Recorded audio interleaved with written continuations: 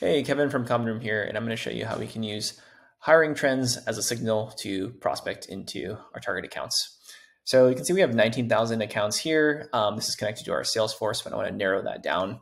So let's apply a filter for the keyword job. You can see here are the different hiring trend filters we can include. I'm going to select this one, job listing keyword search, and I'm going to type in the word HubSpot. This will give us any company with an opening of a role opening that contains the word HubSpot. So let's just click on this one here and we can see some detail about this account.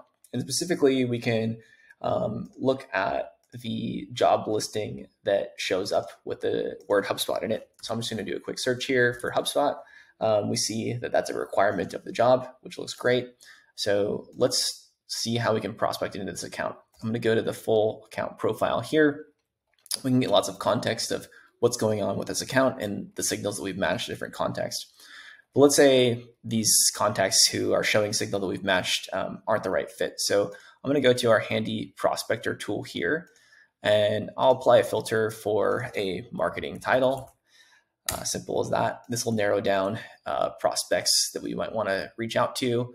I'm just going to select a handful here, and we can add them to as contacts. Once these are added as contacts, they will show up in this tab here. And from here, I can say, okay, Bailey here or Chris here. Let's select Bailey. We can add Bailey to an outreach sequence, find the sequence that's the best fit for this play here, and we're off to the races. And that's about it.